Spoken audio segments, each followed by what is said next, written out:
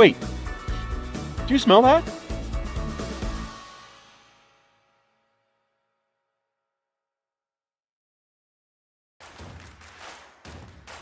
Imagine being able to stream every curling game from every sheet from any event, be it your Wednesday league game, bonspiel, or corporate event.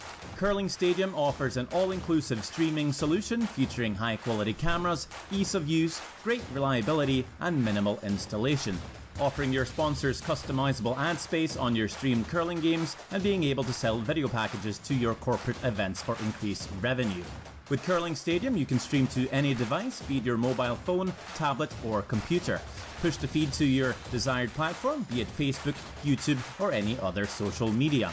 Curling Stadium is simply the way forward. Where it's commonplace in other sports to televise every game, we want to do the same. Curling is a global sport, and it's time it gets the coverage it needs. Make your curling club the next Curling Stadium.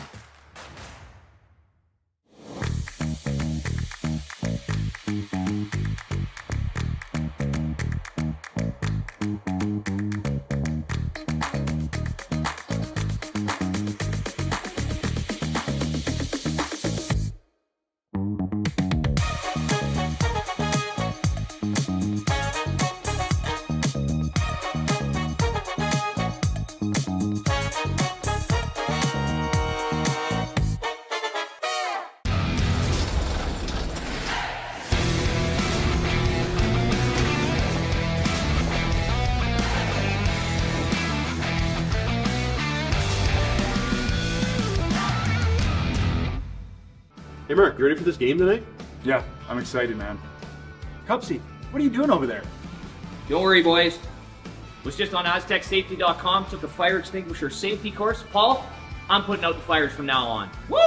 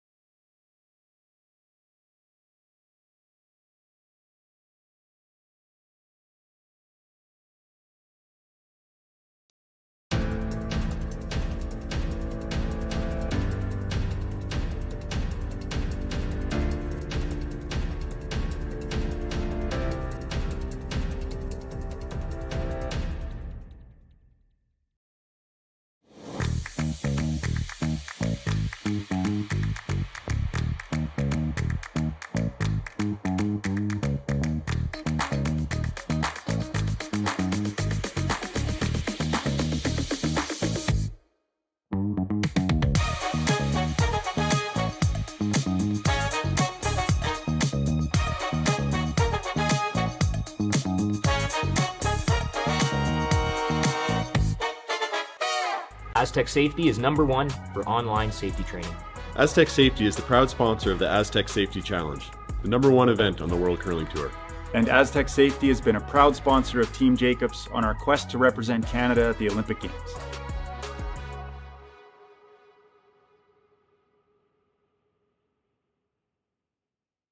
Us or if Good afternoon and welcome to draw number 6 here at the Tier 2 Championship with the Grand Slam of Curling. And we are excited today to be bringing you this again. My name's Jim Nix and I'm here with Sean Joyce. And we've got a very young team out of Saskatchewan, Sean, and a veteran team really out of Japan in this one. yeah this such a young team. I was telling you just before we went on air with Dylan Derksen's team.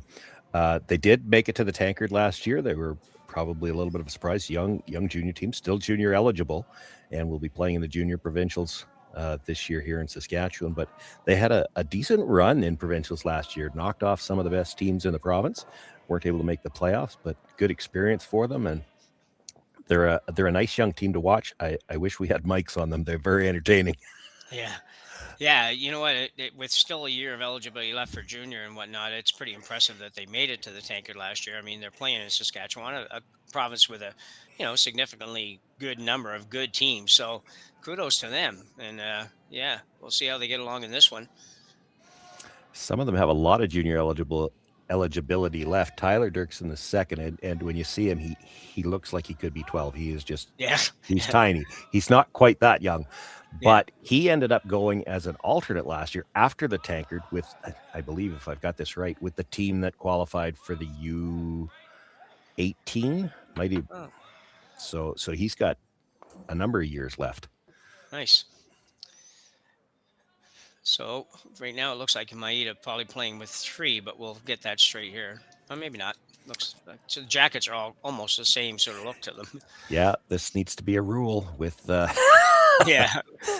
home and aways. Yeah, we can't have everybody wearing the same red jacket. That just makes it really hard for the announcers. So Maeda does have hammer here in the first end, and we're just kind of getting going. We're only a couple rocks in, and it's been exciting so far. It's kind of a thrill to get to be able to do these games, and some really good teams I mentioned yesterday. A lot of teams that are on the cusp of playing in the Grand Slams, the Tier 1 side, and some other teams that are just kind of working their way up toward that, like teams like this Derksen squad and whatnot. So a lot of good teams here.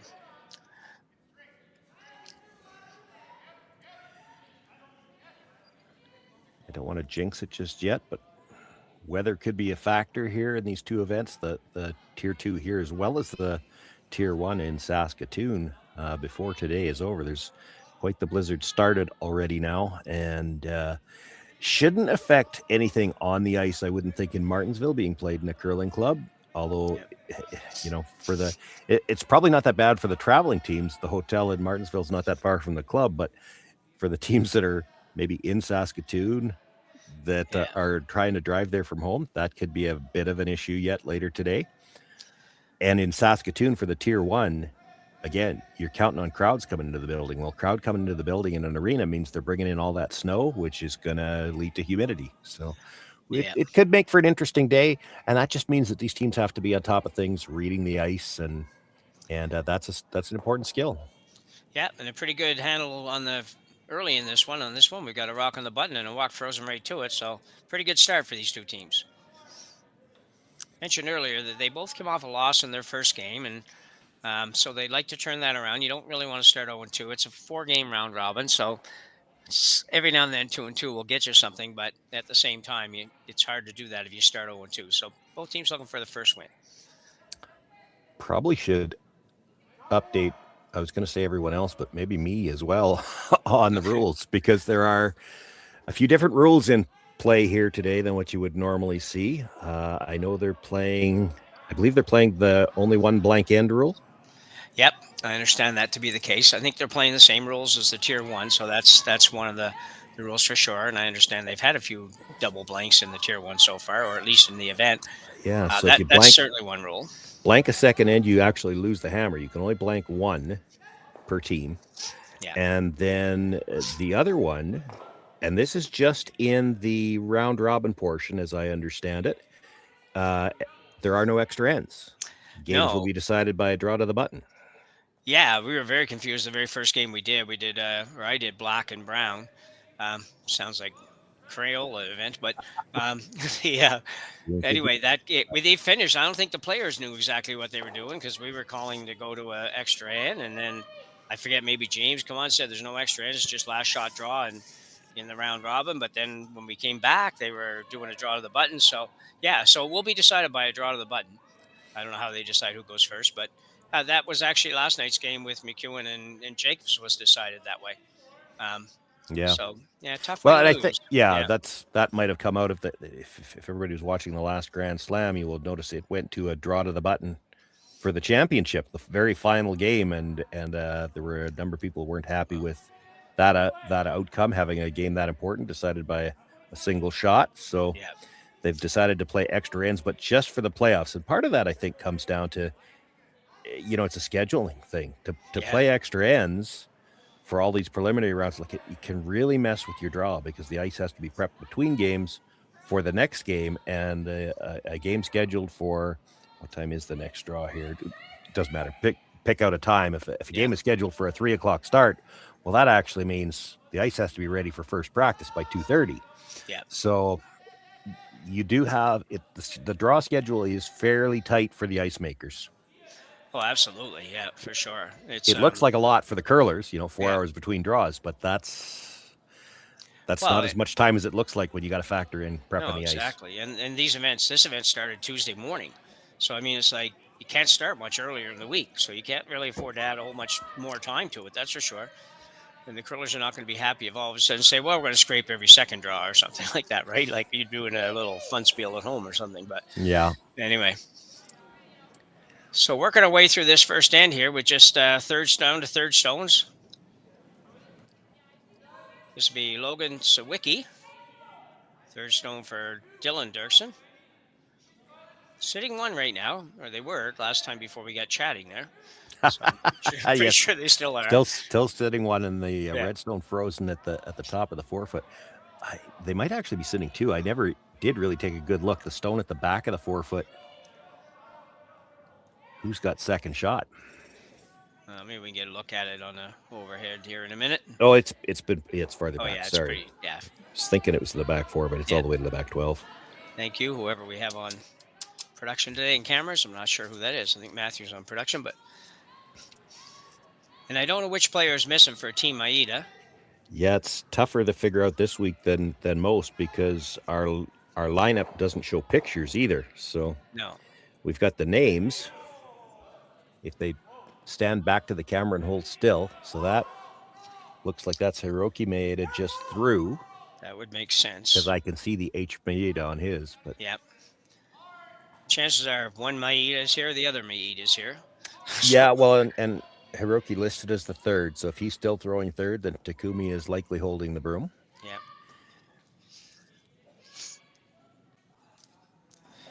So probably coming right around here. Derksen in pretty good shape here in the first end without hammer. There's really not a lot of opportunity, I don't believe. Yeah, there's still not any good angles to run anything in. No. And I figure that if you don't see the angles, then they're not there because you see them all. That's great. Yeah. I mean, there's a double run. That's about it, and it's tough.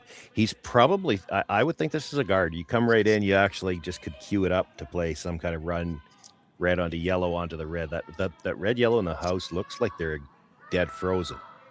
So yeah. Sometimes people get a little anxious with this and they think they need to be tighter than they do. So, and they, like you say, it just creates a shot that never existed before. Yeah, so he is coming in.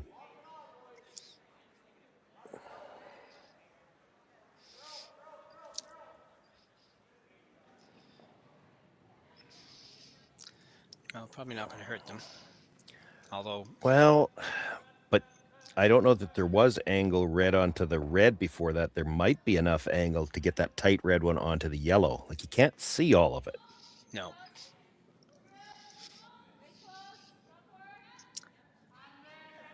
Or do you play the double peel? You could do that too. I mean, there's a lot of room between them.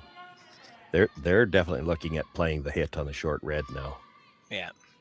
Like, you make contact with that yellow that was just thrown anywhere, the shot stone's gone. And that's why I said you put it on that line and in front of the house, he doesn't have a shot yet. No, exactly. Even in the house, Sean, but just like on the O sort of thing there. Yeah, top 12 would be good. That would take away. Like, it's just debatable. This is my first game, this event, so I haven't seen how much finish there is here. Yeah. It's just debatable if he could throw this with quiet weight anyway, because you got to get tight by the yellow. There's plenty of room to curl by the long red guard.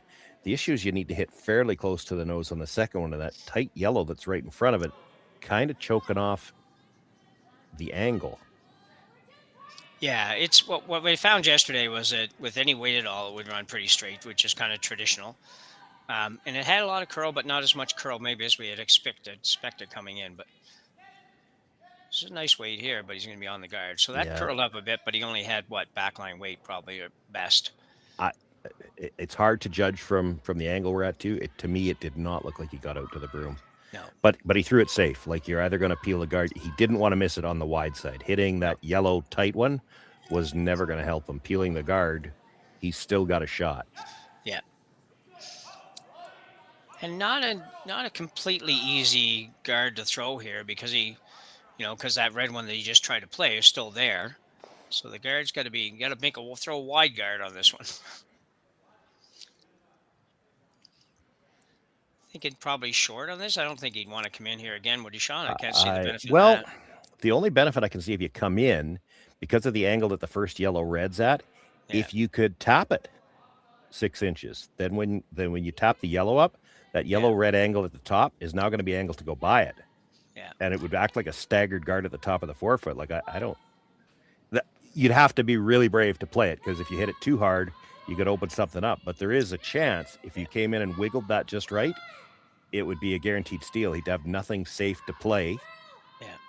And no way to get at shot rock. I'm just glad to see him switch those two rocks, because when he was cleaning out the red one and getting all ready, I'm thinking, holy cow, we'll play the whole end wrong here. Anyway, so he did switch it up. He's showing the yellow. So we'll see how deep he actually goes. Obviously got enough weight. Sweepers are doing nothing. Yeah, I'd be on this right now. If he's going to be in anyway, you should tap it. He'll take away the run. Yeah.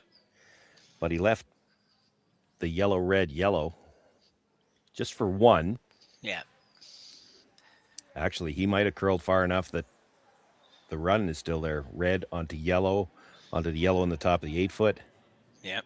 It's still only for one, though, because the red where it jams is not going to beat out that yellow at the back of the 8-foot. Yeah, and you're never going to throw it hard enough that red's going to kick all the way out or anything like that. So just having a look at it. Probably. Unless he thinks all four yellows might go. And I mean, it could make contact with the one at the back. Jerry, where's my telestrator? I keep asking him. Shit.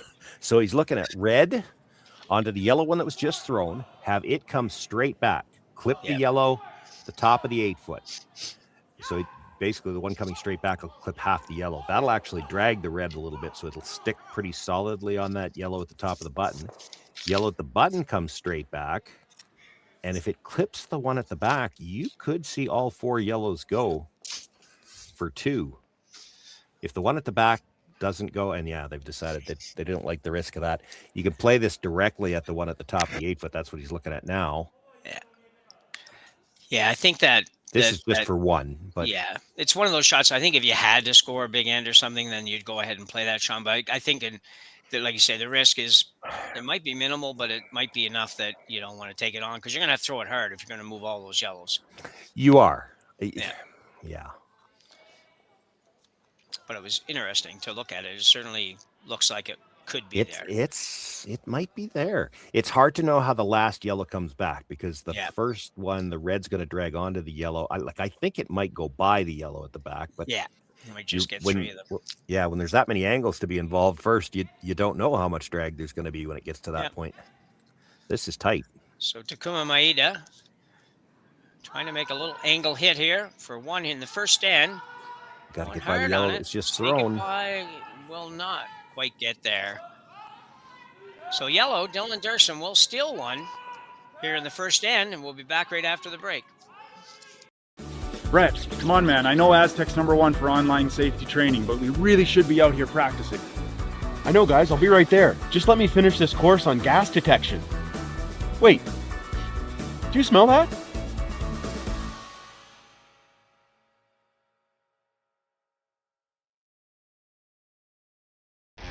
The 2025-2026 Grand Slam of Curling schedule is out, with big events happening all over Canada, like the Masters heading to London in September, the Tour Challenge from Nisku this October, the Canadian Open from Saskatoon in December, and the Players' Championship from Steinbeck coming in January. Early bird weekend and full event passes on sale now at gsoctickets.com. Let's rock!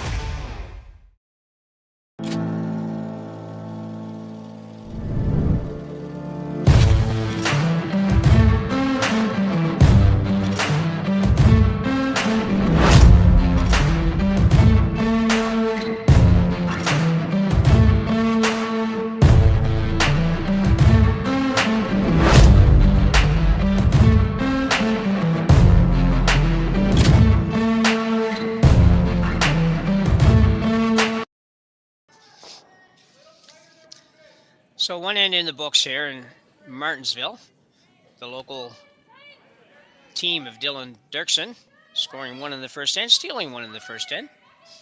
So it'll be a comfortable start for him. You're watching on Grant on the Curling Stadium Network. Pleased to have you along. For those that are in Saskatoon and area, we hope you manage to not have too much trouble with the storm coming in. I don't envy you a bit on that one, so it's still too early for that kind of weather. Down here, anyway.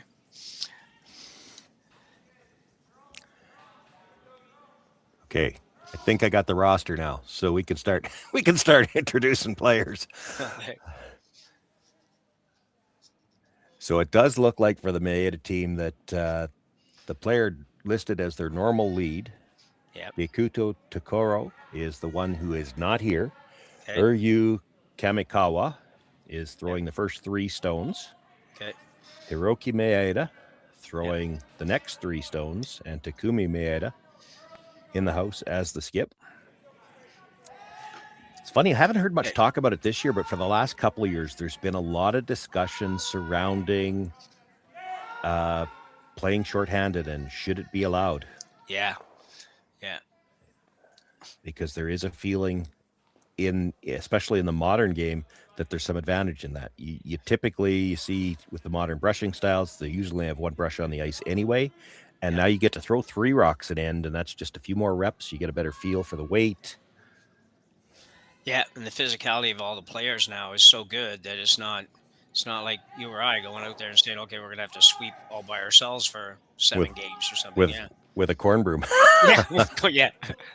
Yeah.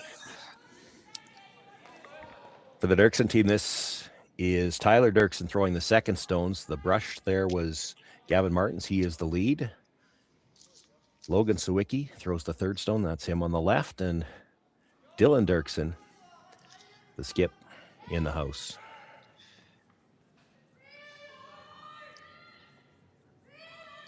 Things are quite opened up now with crashing on the guard. So everything looking good for Maeda right now. Yeah, very different looking end than the first end. So this is your Yua. I don't know how to say his name, but Kamikawa. We'll just go with that. Uryu, I would guess, but I'd have to look that up myself. This is where I give my normal disclaimer. Apologies for all of the names I mispronounce all weekend long. Yes, I looked up one yesterday, and it gave me a translation of the word strong, and I'm thinking, well, like not saying strong for that word that just translated that was not possible. So Dylan Derksen now facing 2, and he'll look to just play the hit here. Could roll, but not really. It's a long way to go. So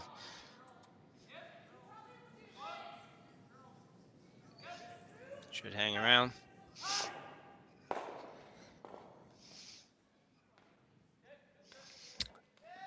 Okay, the pronunciation guide I looked up does indeed say Uriu. Okay. Ryu? Uriu, three Uriu. syllables. Okay. Well, Ryu. All right. This is Hiroki Maeda, so we don't have to worry about that right now. Unless you want to talk about the brushing. Yes. And he's been on this all the way down. Nose hit. Just stayed right there. How hard would you actually go with this to make a roll, or would you even, Sean? I wouldn't, because if you hit this on the nose, then for Maeda to get into the house off of it, he's got to roll towards the other one, and he can start to group them for you. You roll to the center, then he's going to roll back to the corner, and he'll keep them fairly even. Yeah, I would agree with that too. And it looks like pretty much a nose hit here. That's fine. Your second shot, but that's fine. Maeda now has to make a decision. Like, if we hit that, we either have to roll to the middle or we're not in. If he draws, then you've left a yellow stone in a position where Derksen might be able to use it later. I'm a little surprised he's coming around the yellow one, to be honest. I thought he'd go to the corner again. Yeah, it looked like he was pretty much decided that before the rock even stopped. He saw where it was going to hit and said, well, we're coming around. And I thought he'd go to the corner. And you know, you can kind of think along with him. I get why he's afraid to go to the corner, because you come to the tee line on the corner, they chase with the freeze, and then both of those rocks are done. But you'd still rather play around your own wide corner guard, I think, than leave the short runner here. Yep. You don't want to be perfectly buried on this. Yeah. And you don't really want to be behind the tee line either. Kamikawa. Come right around. Dylan Derksen now going to play the freeze down to it, or thinking about it at least. Yeah, I mean, your choices are the run back or the freeze. The run back, if you miss it, three's in play. This could get you out of the end.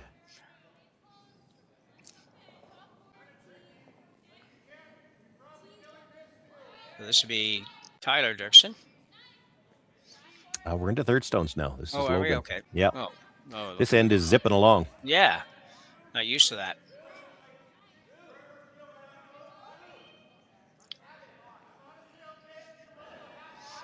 Well, that was the other thing, and I'm not aware of it. Are they using clocks out here? They are using clocks at the tier 1. Yeah, I believe they are, because, yeah. Yeah, there they are. Yeah. So that will, that'll be a factor in why this end is zipping along. There's no time to dawdle. No, not at all. We've got a chat group going on with the various people that are doing the commentary this week, and I saw somebody post yesterday, and I'm not going to name the team because I don't need to clock shame anybody, but somebody was down to 10 minutes thinking time after 4 ends of play yesterday. So it's you play most of the Bonspiel season without clocks, and then that first event where you have to get back into the habit of we better be in the hack and be ready, you realize that the pace is a lot faster. Yeah. It's a nice shot there by Maeda. Yeah, the yellow is shot rock, but the angle favors Maeda. For Derksen to go after it, there's a chance that he just pops the red in behind the corner guard. I think this is a draw shot, in my opinion. Yeah, the question is, where are you drawing? Are you corner freezing it, or is this a straight guard? No, I think I'm coming right on top of the red, like corner freeze it. He's talking about trying to move it out. And the problem is, you move it out, you're still giving up 2 all day because you're going to leave a double. Yeah, and if you try to move it out and you don't get it out, then you're giving up 3. So I don't think that's a good one. This is a good choice, I think. Might have been the gesture he might have been making was, if we get the good corner freeze, we can move it out on the next one. Maybe that's what he was gesturing. Yeah. The problem is, to have the angle to get it out on the next one, you got to be on the thin side of a corner. Like, half might still touch the yellow. So you got to be frozen on about a third. Well, now you're freezing on a very small piece. And if you ever bump off, you leave a double.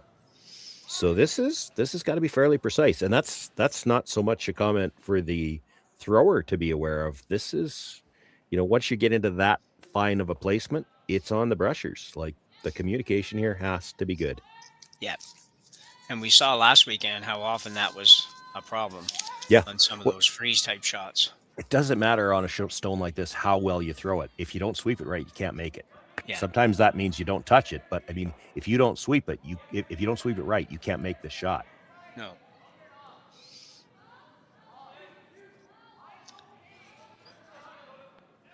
Looks like he's maybe going more like a straight guard here versus a freeze because I don't hate the straight guard. No, but I don't. Because the run back it's still your own that he's got to run back. Boy, with the amount of curl I've seen so far, I'm not sure he couldn't come direct at the shot stone. Yeah, me too. This seems like a much more difficult shot than you necessarily have to play here, but it is a short run.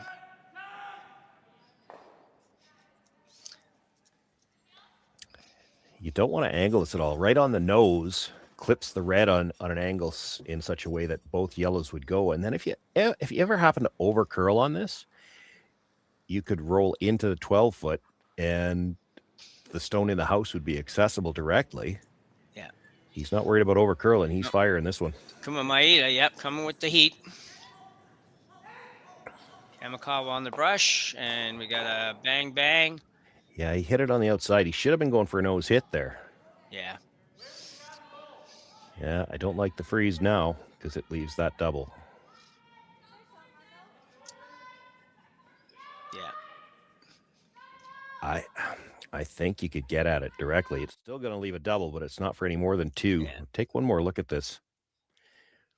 Coming with the big weight. Needed to get to the nose, so I'm a little surprised that they called the sweep on from the inside. This needed to come up just a little bit. If he runs it straight back instead of jamming on the second red, it would have clipped about half. Both yellows would have been out of the rings. Everything would have been improved, yeah. Yeah.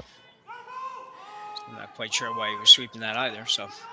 He could definitely get at the red directly. The problem with that is he's going to leave a double on the yellows, which would still be for 2, but I'm not seeing much else. If you could come through with quiet weight, get some finish, hit half a rock, and roll to the back of the 4-foot on the other side, at least you'd put some distance between the two of them.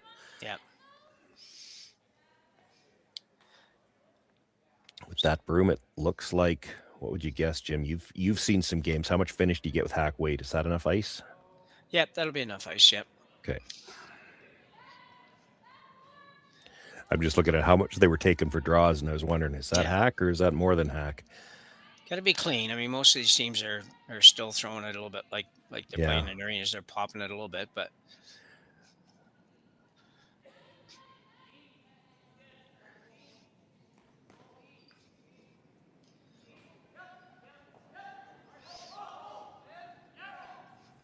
really nice ice in Martensville, and the ice maker works with us as well, James Gordon.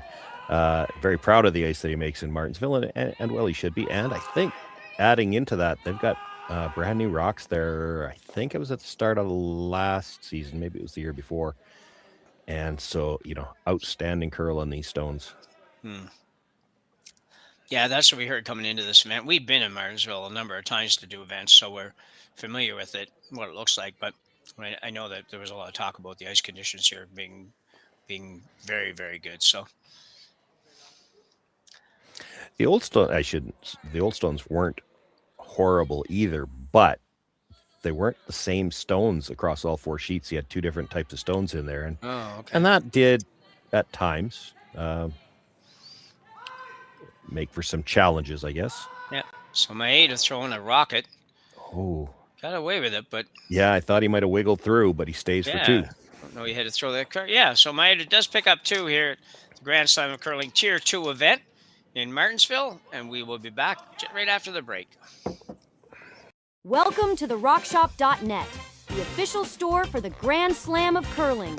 Whether you're looking for the best hats, stylish clothing, fun toys, or unique accessories, the Rock Shop has it all. Shop online anytime at therockshop.net for exclusive Grand Slam of Curling gear, or come see us in person at your next event. Therockshop.net, where fans find their favorite curling gear.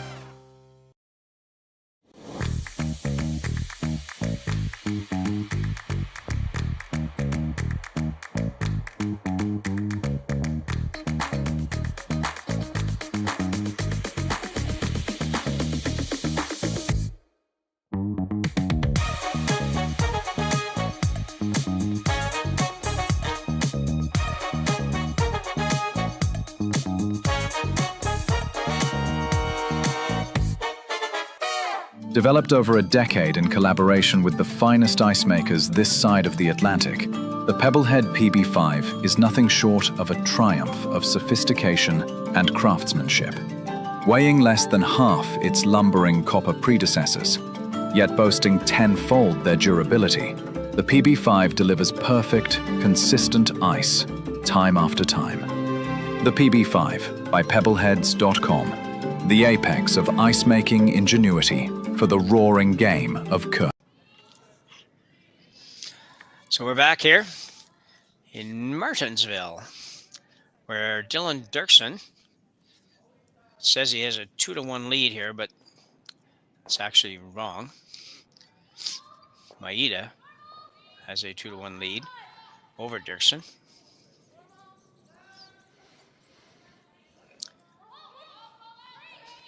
After a big deuce in the last end, he threw a rocket, Sean. Yeah, managed to make the double. I mean, you and I were talking a bit in the break. I'm not sure that he needed to throw that much weight. They were straight across and not that much distance between the two of them. He did wiggle through a little bit, but that's the danger when you get a double like that. If you hit the first one very thin, you could wiggle right through the back. Yeah, nice to have the ability to throw that weight, but doesn't mean it always is the right weight to throw. But well, he threw the Jim. He threw the big weight on the first one too, and I just wondered. Now, I'm not that familiar with this particular team, but when you see him throw a couple of shots like that with the big weight, you wonder if that's not a shot that they fall back on a lot. And if that's the case, we might see some rocks in play here and them trying to set up some angles because they know they've got that in their repertoire, right? Yeah.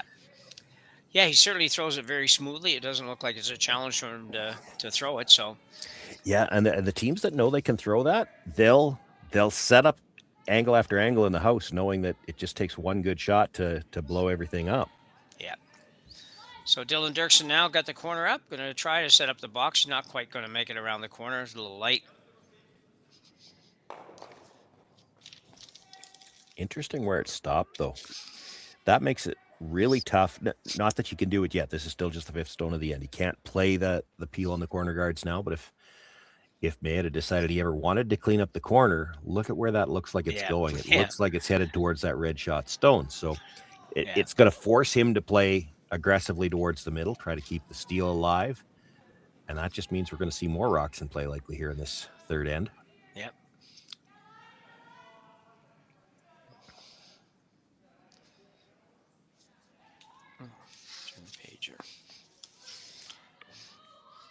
Pretty long guard there, but that's what he's looking for. Yeah, he was looking to spread them out. That's the fifth stone of the end, so the peels can start now. You know, this is something else that has changed with the equipment. You're playing this long double, and years ago when you and I were probably playing the more competitive play with a lot of older stones and flat striking bands, you went after a double like this, and if you just missed it, you probably left your shooter there. Well, I don't think that was the way they called it. No, definitely not the way they called it. No, does illustrate what I said about that angle. You make contact with the double peel, and I know. I didn't expect you'd get to demonstrate that quite that way, but when you mentioned it, I was obviously looking at that as well, and I thought, holy cow, I don't know if they'll ever get out there, but it'll be interesting if they do. But they got there in another way, so. I did see, and we don't have mics on them, and I don't know for sure what he said, but I would be pretty sure that what I just saw was Dylan Derksen turned to Takumi Maeda and said, sorry. Yeah. It's not all bad news for Maeda either, because this stone is now just about fully open and the corner's open as well. So all the play is going to be in the middle now.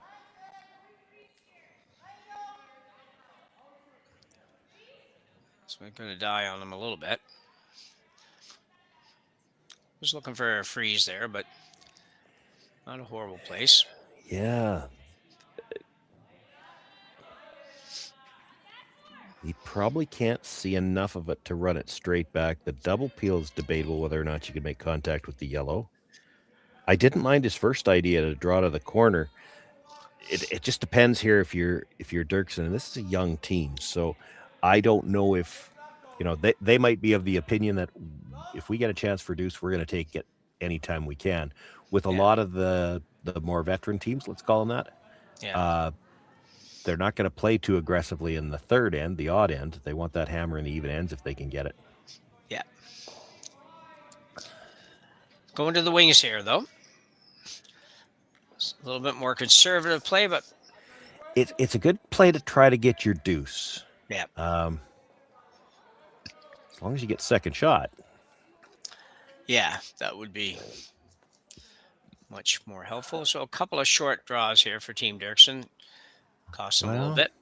Still not horrible. Nope. Corner. Maeda probably has to play it. It's too dangerous to play anything in the middle. You try one of those shots in the middle, you don't make it. He comes around this corner, and then he's got two at least partially buried. It's thin to go for the double, but it's worth giving it a go.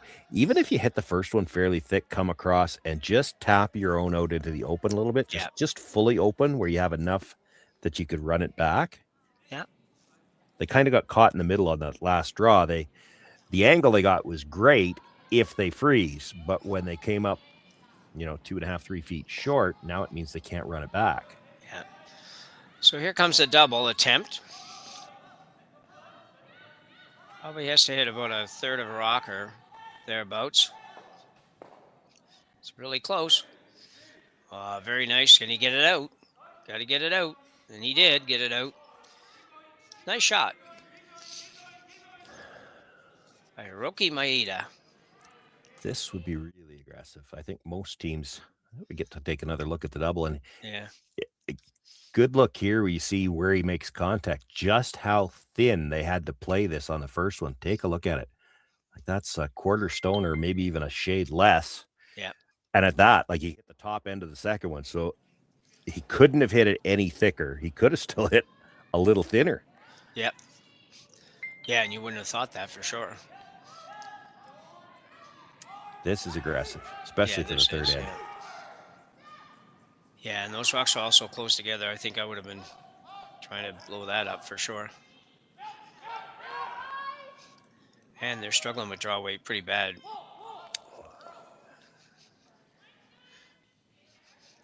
So, good situation for Maeda for absolutely for sure. Yeah, that's essentially 3 guards staggered. The one in the 8 foot's fully open, but you come around that 3 staggered stones. Everybody wants to throw the other color today. Yeah, yeah, yeah, and they don't even see this thing that we got up on the screen here. So. Well, and I don't even understand. Like they're all wearing red jerseys. Everybody should want us to throw the red stones today. Yeah. So Takumi Maeda now with his second of 3. Reminder, they only have 3 players, so the two players in the front throw 3 apiece, and then the skip throws 2 by rule. It's not a choice.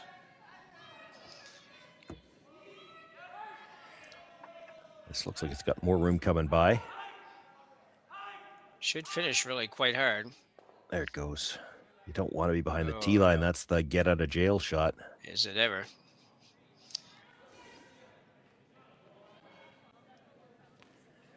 Not going to say get out of jail free because you still got to get there. But yeah.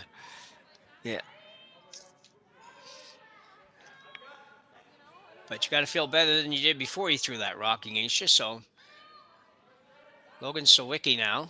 Try to sit right on that. Just looks a little warm. They've been light 2 or 3 times in this end, so they might be just not quite comfortable on what the weight is. Sweepers are sure not looking like they want to sweep it at all, but getting in here a little bit now. Line looks really good. Yeah. I'd have been bringing that back. Well, you know what? I hate to see sweepers do that, and especially kids. It's like, guys, like, that's not through the house. I mean, you guys are going to be good enough to know that that's not the case. You got to stay with the rock. Like, what's the point of not being there? Anyway. Well, I think part of it is they don't want to be behind the tee line and let them freeze again, but there's 4 red rocks in the house right now, and there is a bit of an angle slash available there. That's the thing. I think given the number of stones that are already in there, you almost have to come to the back one and make sure that he can't get the yellow one out. Yeah, I agree. You come to the back one, he comes and sits on top of you for shot rock. Well, that angle slash, that red one in the 8 foot, that makes a triple on the Reds, and you're still sitting 1. So maybe 2. Your shooter might stick around as well. So the key, I think, there had to be not to let him get this yellow out. Now he would be very thin to make the slash. I mean, And he if would it leave slides his another 6 shot. inches, it's really ugly. It's Yeah, not and just horrible where it's at. Yeah, just a quick reminder again, if you are looking at the scoreboard is incorrect. Derksen does have the hammer, but he trails 2-1. He doesn't have a 2-1 lead, if that's confusing to you. Yeah, the scoreboard behind the players is right. The scoreboard on the screen is Yeah. reversed. Colors are right. 2 out of 3 are right. We just got one part of it's not quite accurate right now. Unfortunately, the one part that's not accurate is kind of the most important part. The actual score. Yeah, it might be true.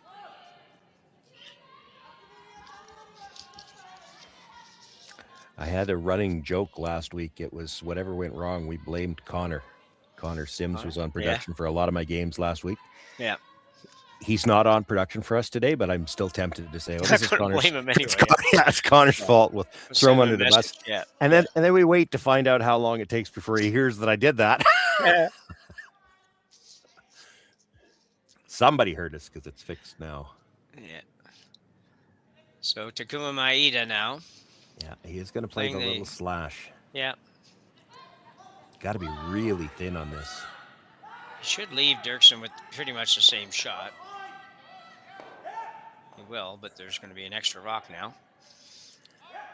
And see, now if he puts it in the same spot, there isn't anything. So it's one of those ones where now you want to put it in the exact same spot, and he doesn't have a shot to get it out. Yeah. So Dylan Derksen facing 4, but an opportunity here with the positioning of the stones to still maybe even grab a skip's deuce here if he can get this first one real good.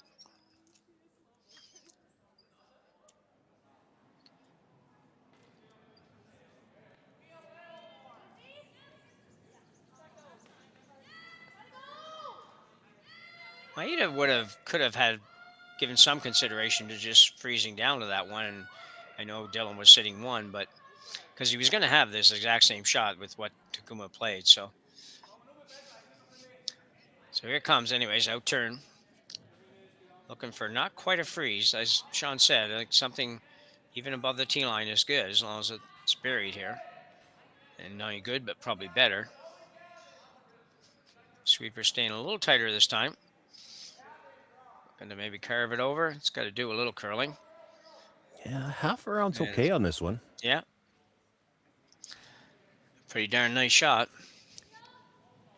See, that one's almost too deep. You freeze, if Maeda freezes to it now, which that's all I see that he's got. Yeah. You don't have a lot of room left to try to score 2. You'd have to throw the wide in turn, I guess. Although if you get to the very back red one, you're probably second shot. Like, he's not going to get a piece of the button if he freezes. No. That's why actually Hiroki Maeda is looking at, do we play the freeze? Like if you freeze to your back one yourself, yeah, there might not be a shot for 2. Yeah, good thinking, yeah. You sure can't be on the outside of it, though. No.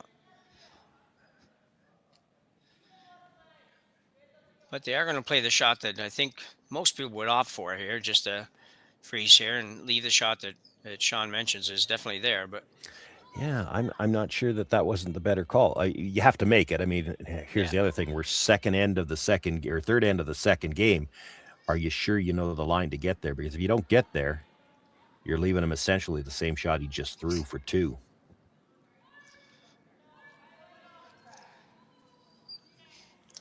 So just a freeze attempt here for Takumi Maeda. Looks like it could be a little bit light. Kamikawa. Line's getting tight too. Yeah, it is. Probably Maybe a little just rub might be a good idea. Maybe just because the weight wasn't there. That was a lot tighter coming into past the hog line than the previous one. I don't think he's got the freeze on the outturn side. He'd have to go wider, but it's there. Yeah. So Dylan Derksen now is going to try. We got our scoreboard all fixed up. Awesome. I think if you freeze the pocket, you're good, because it does look like the back end of the second shot stone is into the 8 foot a little bit. If you freeze the pocket, you should be full 4. Yeah. So he's got some leeway here. So a chance for 2 for Dylan Derksen. Made a very good shot on his first one to set this up.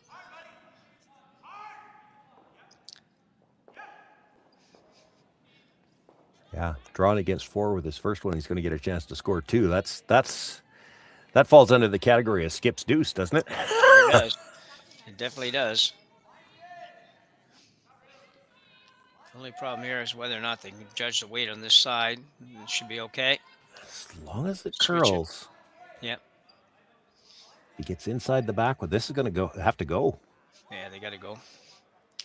Needs full 4 foot. Not going to quite get there, I don't think. Hard to say right now.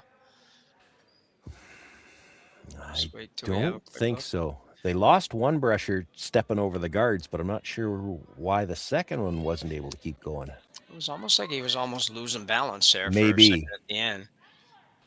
May have to. Oh, so that's red. So it was only a score of 1 for Dylan Derksen, and we have a tie game here after 3 ends of play at the Grand Slam of Curling Tier 2 event here in Martensville. We'll be back right after the break. Hey Mark, you ready for this game tonight? Yeah, I'm excited, man. Cupsy, what are you doing over there? Don't worry, boys. Was just on aztecsafety.com, took a fire extinguisher safety course. Paul, I'm putting out the fires from now on. Woo!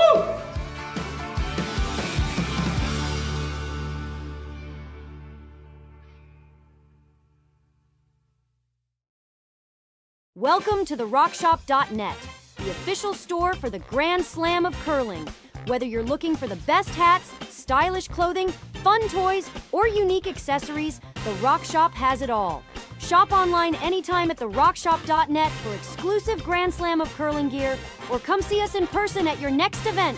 The RockShop.net, where fans find their favorite curling gear.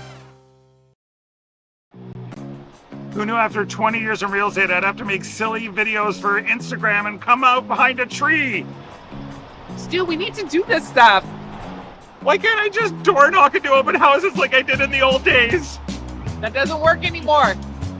Okay, so it's because I'm sitting here behind a tree. Come use us for real estate.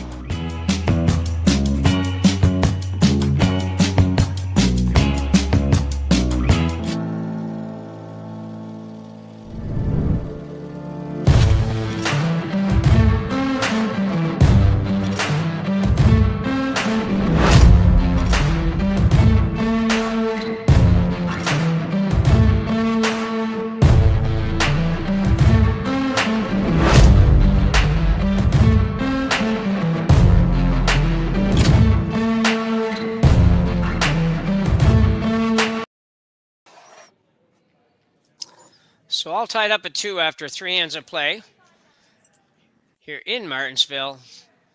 We are, as I said, here for the Grand Slam of Curling Tier 2 event as part of the Canadian Open, with the Tier 1 group playing just down the road in Saskatoon, which is not very far away from Martensville, as I found out recently. Yeah, it's almost touching. Yeah. It'll just be a couple of years before we annex them completely. Yeah. You'll have 2 curling clubs in Saskatoon. No, you may be out. We already have 3, so. Oh, do you? Okay. Yeah. I live in a little community called Pictou County, and we have 4, and we should only have probably 1. But anyway, another story. So 2-2 tie, as I said, and Dylan Derksen, young Dylan Derksen team holding their own here. Actually had a chance for 2 of that last end, Sean. Just a little short on that last draw. Yeah, it looked like maybe a bit of a loss of balance on the last stone with the brushers. They weren't able to both stay on it going around. It wouldn't have taken too many more brush strokes to pick up the deuce there. No, absolutely.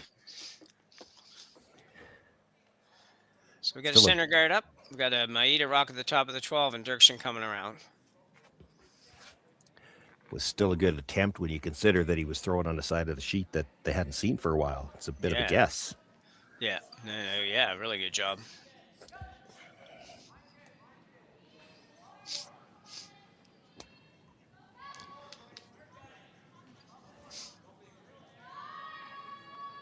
This is looking nice.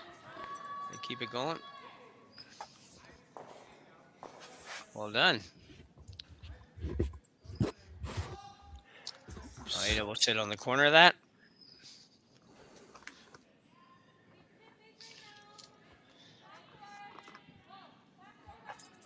Or try to, at least. Yeah. Good field here for the Grand Slam of Curling Tier 2, and it's much as last week. Last week, we also had a great field for the event. Yeah, an event last week in Swift Current, just a few hours away, and a number of these international teams decided to, well, if we're going to go to Saskatchewan for one, it's nice to have the tune-up the week before that was close. Yeah. There's that dreaded bounce off that we keep seeing so much the last couple weeks. So chance for Derksen to put a little extra heat on here. I like the way he handles himself in the house, Dylan Derksen. I don't know if I've seen them play before, but everything seems very controlled and all of that. Yeah, no, they're not scared of anybody. We, again, as I mentioned off the start, we saw them a little bit last year at the Tankard. They were a young team qualifying. They still got junior eligibility yet this year, but and they were at the last chance qualifier just last weekend in Humboldt, trying to get into the Tankard again. Not able to get there this weekend, but I think the experience is still good for them. Yeah. So probably going to be in a double attempt here, which will be about 100 miles an hour.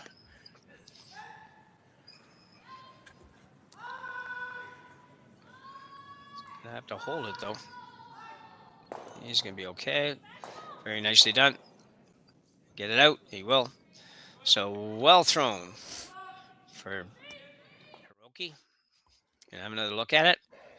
Hit the big. I don't know if he throws with a tuck all the time, but he did on this shot. I guess he must. It's not something you usually just pull out for the odd rock. No.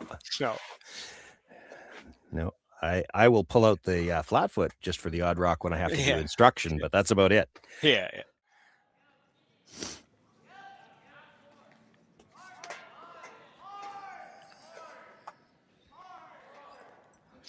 Looking to freeze in here.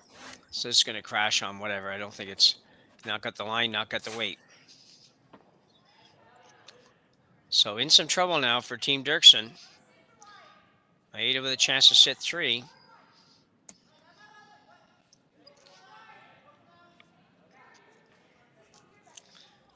This will be the in-turn around the corner guard.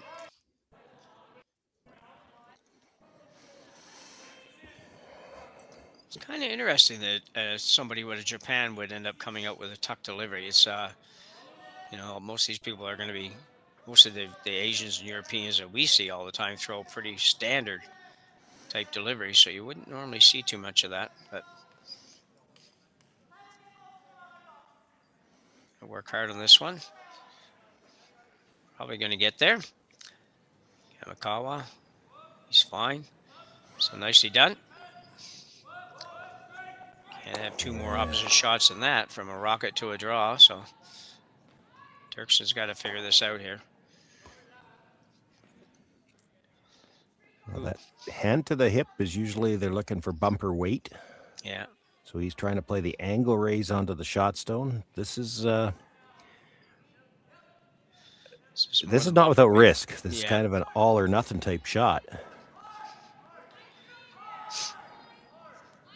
Trying to hold it straight. And he's not going to. Well, he held it more straight, I guess, but not enough. Yeah, all or nothing, and that was nothing. What'd you like there? Were you thinking maybe run the front yellow one? Yeah, your choices are getting limited now. We are late in the end. Yeah. You run the front one. If you can make the double, you're still holding them to 2. You're in trouble no matter what. Yeah. But if you're tapping that, boy, draw tap wouldn't have been horrible. I still like the run. I think the run is the first choice. If you don't make the run, at least you open it up. Yeah. It's a short run. I think you expect most teams, even at a young junior team, and they're pretty good at these hits. You'd expect them to make contact with the one in the 12-foot. Yeah, for sure, yeah. So Hiroki's going to come down and talk to Takuma about what they want to do here.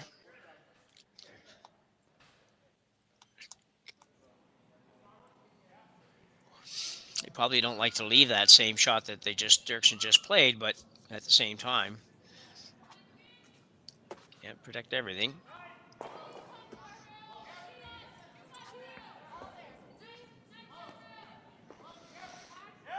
Looks like they're going to go around the corner again. Yeah, I think that's probably the call. I mean, you're not going to guard the yellow run back. And if you come around again on that anywhere in the center from either turn, you're just going to give them a wider target. Exactly, yeah.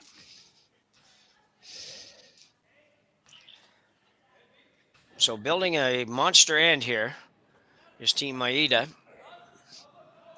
with hammer. And 2 to come each after this.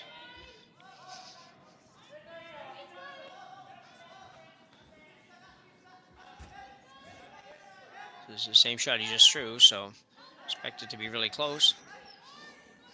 Trying to go by the top one, I think, now. Yeah, you bounce off. You could give him a shot.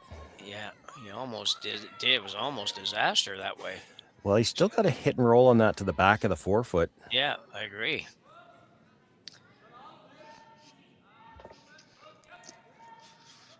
If you ever get it over there, it's going to be really hard for Maeda to get it out. Yeah, I don't know that you got any choice here but to give it a try either. Oh, I agree, yeah.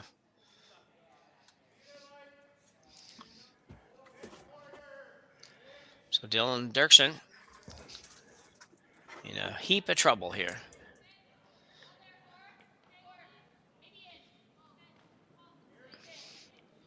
But with an opportunity to escape, perhaps.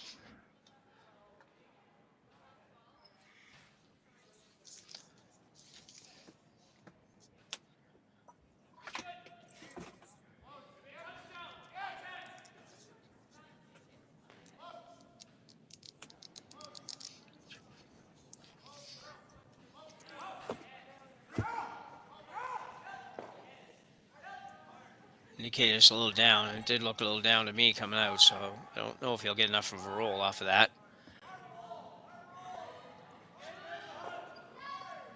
Pretty close. Yeah. I don't know if close gets it done right now, though. No, I know.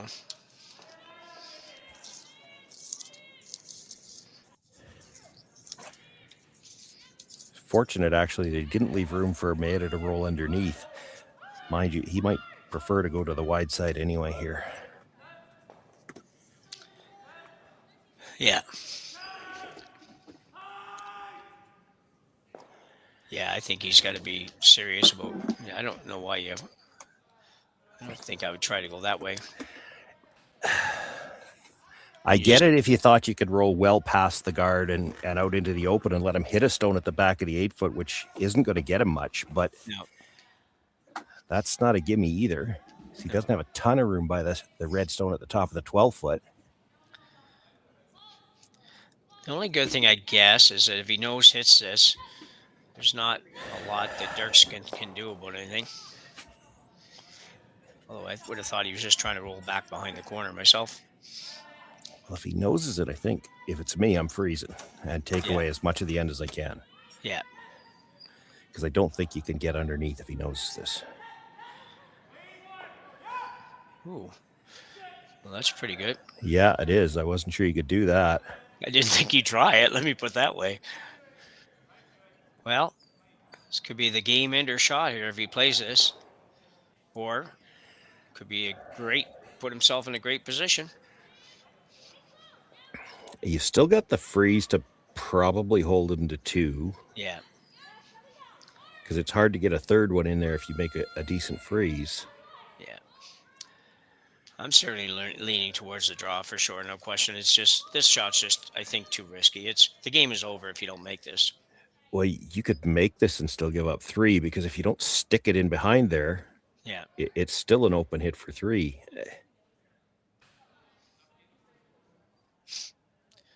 But he's going to give it a run. Not taking very long to decide to do it either, so they're pretty confident that this is the shot they should be playing. They're going to throw it.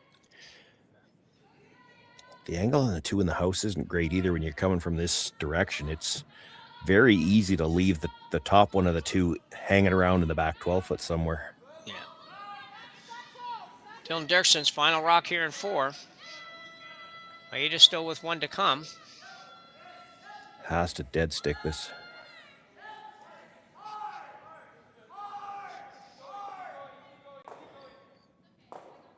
That's pretty darn nice. Yeah. Didn't get either of them out, though. No. And you can still see a sliver. And have another look at that. Tell you what, you're right. He didn't get anything out, but this was a very nice shot. Yeah, I mean, he made what he called. I'm just not sure that he's not still in a heap of trouble. Well, yeah. No, you got one shot to make it. He can see, well, maybe a quarter by the guard. Even if it jams on that one at the back 12, this is still for 3. Yeah. So it looks like pretty much just a dead pick shot. Yeah, quiet. He's got to throw it quiet. The more finish he can get, the better. So Takumi Maeda for somewhere between a 1 and a 4 on this shot. Maybe even 5, but probably not 5.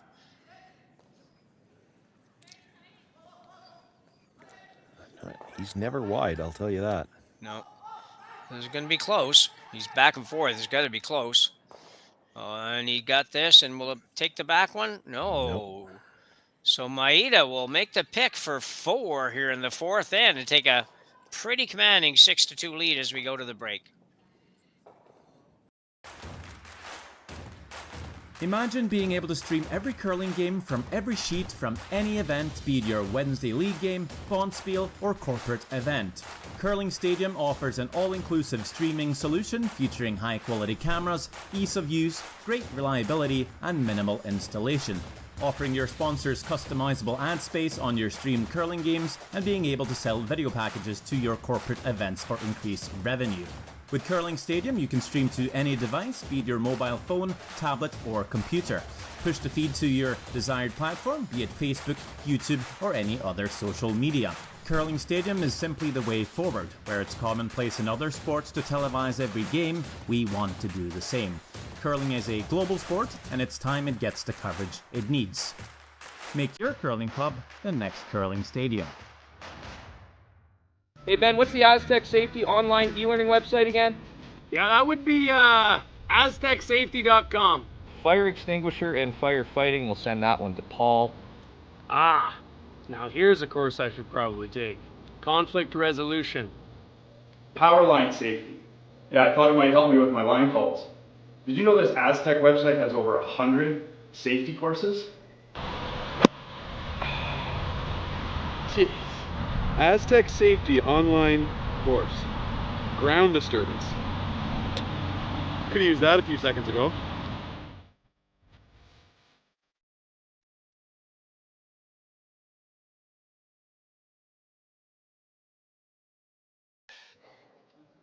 Teams. Teams have the option here at the Tier 2, and I think they're doing it in the Tier 1 as well, where they have a 4th end break. So still in the break here. Yeah. Little chance for the Derksen team perhaps to regroup. Don't know whether I could just see Brad Kennedy, the coach, behind the glass. Don't know whether he had a chance to come out and talk to them already or not, but that last end will be something that they want to discuss, because that last shot, he made the shot as well as you could. I mean, aside from maybe a few pounds more weight, maybe gets one of them out, but he still left a shot. And that's one where you might want to think about, just because we can make this doesn't necessarily mean it's the right shot to play. Sometimes it's more important what you're going to leave behind. And they left behind a shot for 4. You make the freeze there. That's still the one I like. You make the freeze into the pocket of those 2 reds. And you're giving up at least 2. But, you don't have to be a PhD in mathematics to know that 2 is better than 4. That's right. Yep. So we're ready to start the 5th end again. And Maeda leading 6-2 over Dylan Derksen. As we already talked, and Sean has covered well, that Just a tough situation for Derksen there. Made a pretty darn good shot, and it just wasn't good enough. Maeda made a better one for 4, and now has a commanding lead as we go to end 5.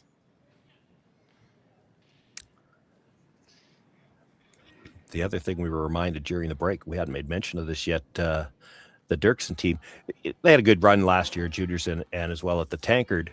So I've talked a bit about this. Well, they actually qualified for this event through a junior qualifier that was held, I believe, about a month ago. And that was held here in Martensville as well. So it's pretty cool that they make a spot available to a junior team for this event, so. Yeah, and I'd have to go back to the listings for that. I can't tell you how far away they were coming from. I would bet there were probably some Alberta teams here, given just where we're located. Maybe a few out of Manitoba as well. So it would have been a strong junior field. Yeah. I know the team on the women's side, it was a Camden Baldic, who is registered out of Lloydminster. They won the women's spot on that, so they're playing here as well. And Jerry was telling me he believes that we have a feature for them somewhere this weekend too. I just don't have the full schedule in front of me. So we'll get a chance to see some of these up and coming young curlers.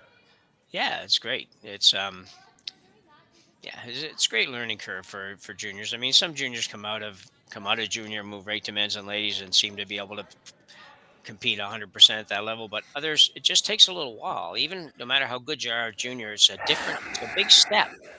To jump up into the men's and women's, and it doesn't seem like it sometimes when you watch these teams, because they look like, holy cow, they throw it awful good, but still, there's more to the game than that, and there's a learning process that happens all the time. So yeah, well, we saw it last time, right? It's not always what you can make. Sometimes it's what you can leave. Yeah. I ran into Brad Kennedy yesterday. He's the coach of this Derksen team, and we were talking about just those kinds of things. They had already played their first game. They lost their first one to Sam Moyberg, and he said the score looked worse than it was. Shooting wise, they were right there with them, but every time they made a mistake, they were forced to pay for it. And I've known Brad for a long time, and we got talking about that. I said, well, that's a lot of times that's the problem with trying to coach a junior team, because they're playing against other juniors most of the time. And there is a lot of times when you make a mistake as a junior, if the other team doesn't make you pay for it, I'm sorry, but teenagers can be stubborn. If the other team doesn't make you pay for it when you come off the ice and the coach says, well, that was a mistake, they just look at you and say, what do you mean? We scored 2. Yeah. It's still a mistake. Yeah. And at some point in time, you're going to get to a level where you're not going to score the 2, you're going to get in trouble. And that's usually the adjustment that the good junior teams have to make coming out of junior and into the open play, where shots you maybe didn't realize were a mistake, now you're forced to pay for them. And technically they're right there. They could make all the shots, but you have to recognize that, we're not sweeping this shot to an area. It's got to be right on the spot. Yeah. And what we can make sometimes isn't as important as what we're going to leave behind. Yeah, I know. I've done some coaching myself too, and even the last team that I coached regularly here was, junior boys team that was, in the top 4 or so in the province, but not really good enough to win at the top level. But they were like that. Like, they would play shots, so you're just like, well, why wouldn't we play that shot? It's like, well, because sometimes you got to assess the difficulty of the shot, and and like you just said, what you leave by making or missing that shot. It's not always just because that looks like the best shot. Yeah. You don't get to carry it down. Like, it's different if you get to say, okay, we're just going to put it here. Anyway. Well, and again, what you could leave. Look at, for those who were watching with us last week, you heard us talk about this. For those that weren't, we had a field in Swift Current last week that would have been, a slam type field. And how many times did you hear us talk about a team discussing their shots? And really, it wasn't they're discussing what they could make. They were discussing what they were going to leave behind. There was so much respect for the opposition's ability to make shots. And it just seems like at times with some of the juniors, they will not necessarily take that into account. Well, I'll tell you what, that was pretty near perfect, that shot. Made the peel on the corner, took the one that was biting the rings and rolled to the center guard. It's awfully greedy. Well, I know. Yeah, I know. I'm just impressed they could throw it that hard and get that result. So Derksen scrambling a little bit here, trying to figure out a way to manufacture a 2. Going to have to do it around the middle now. They need this freeze.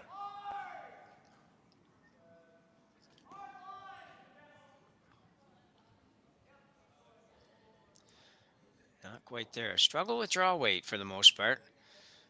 Just not quite there most of the time. Maeda now will probably, okay, I was going to say, I didn't expect him to play that. I figured he might just peel the corner, but.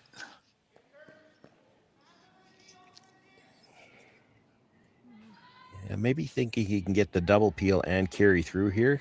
Maybe, yep. They do throw the big weight pretty They well. do. Yeah. Hiroki Maeda. It's that, just what you call Sean, basically. Maybe a little different at the end of it, but that's fine. You're fine with that. You don't mind jiggling those rocks around. There's nothing to really hide behind now. That's the key to that shot. Yeah. You can have one more look at it. You can see the weight that Hiroki throws here. I'm not timing it, but can almost count it. It's like just barely a piece, but that's enough. We've already learned, and Sean has indicated that a lot of times you have to hit a lot less of the rock than you think sometimes to make those shots.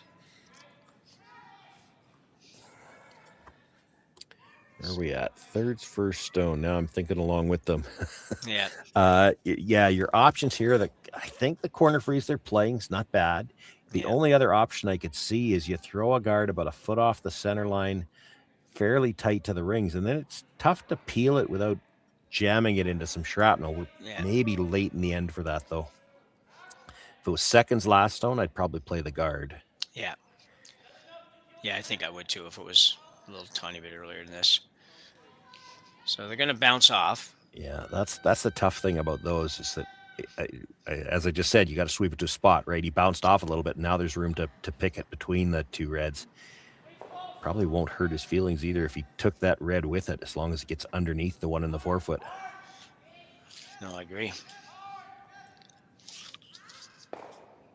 Straight pick is fine. I don't know if the freeze is any good now. No, and it's too bad the two reds are lined up so good that a little hit and roll behind them is virtually useless. Yeah. Mind you, might have to do that to make sure you got a chance to score, because if you don't do something good here, like if you're... What else have you got? Like if he's still sitting 3 after this, at some point in time, he's just going to guard the shot stone. Yeah. Even with a 4-point lead. Yeah. Dylan reaching a point now where it's difficult to know what to do. They're going to play the hit. Probably it looked like an attempted double or variation of that. It'll hit and roll over that way, something along that line. Even stuff it and roll to the corner freeze isn't bad. Yeah. Logan Sawicki needs to make some contact. Will. Get 3 of them? And No. Not quite. He almost could have got back to the blank. As it is, he's guaranteed there's no chance of a blank now, because he left that just thin sliver biter in behind that long yellow corner guard. This is close to bailing out of all kinds of trouble here. It was. He got 2. I thought for a minute he had 3. Down sweepers drop off. He got those 2. This one looked like it should have been enough to get out, but not quite. All you can do is talk to it, because it's still well in front of the tee line. Yeah, and they're like teenagers. They rarely listen, those rocks. Junior curlers. Yeah, junior curlers, yeah. Watching my daughter's team coming up when she was really young, it took a long time to convince her that you couldn't actually have a rock couldn't just actually go through another rock. So anyway, she play shots and you'd be like, how do you think that was going to work? Well, what do you mean? It's like, well, it had to actually go through that rock. Oh, okay. Anyway, that's when they're really young, though. Just coming in, splitting the house here from Maeda.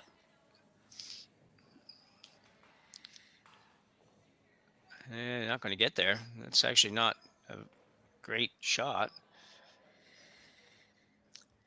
Thought he might play a top of the 8-foot guard on that shot myself, but Dylan's going to play straight draw, I think, here behind the corner. I think so. Yeah.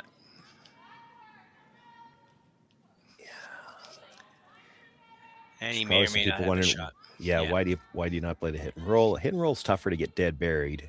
Yeah. So, there's nothing wrong with this. He's banking on having some kind of shot for 2 if he can get this buried, and it's kind of scoreboard dictated. You really can't afford to get forced here. The hit and roll would have to be perfect, and that's so hard to do. Yeah. So Dylan Derksen and the intern come around.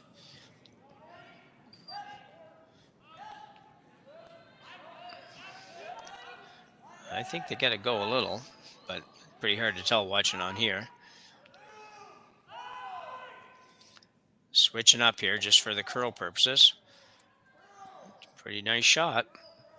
Like to get a little more separation. Might not quite get enough. Well, it's better there than back of the tee. If you put it back of the tee, he tries to freeze to it, and then you're probably forced. Yeah. This still has to be made, but Yeah.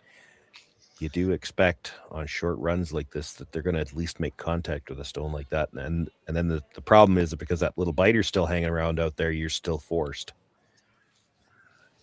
Yeah. Dylan's had pretty good draw weight himself in this game. He just, some of the other guys have struggled a little bit. So Maeda now look to play a short run. Make some contact with the one in the house. Will be all he needs. On the brush right away again, though. And again, it does not look like he was wide.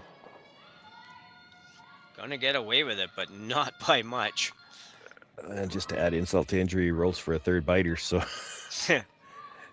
if he made the shot perfectly, there's a chance he would have ended up guarding his shot stone. Because he hit it a little thin and rolled past. You hit that just a shade thicker. So Derksen now with a hit, open hit for the single.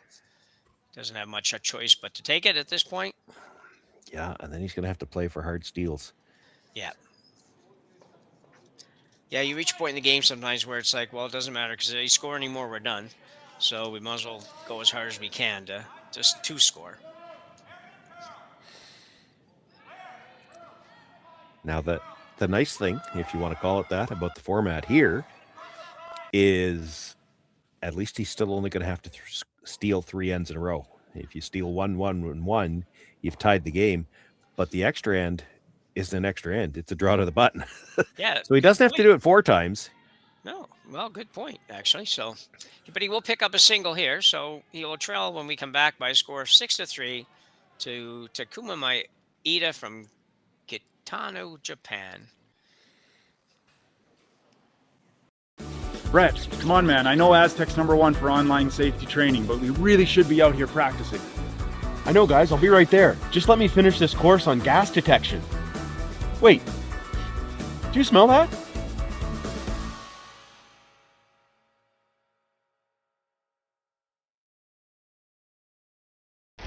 The 2025-2026 Grand Slam of Curling schedule is out, with big events happening all over Canada, like the Masters heading to London in September, the Tour Challenge from Nisku this October, the Canadian Open from Saskatoon in December, and the Players' Championship from Steinbeck coming in January. Early bird weekend and full event passes on sale now at gsoctickets.com. Let's rock!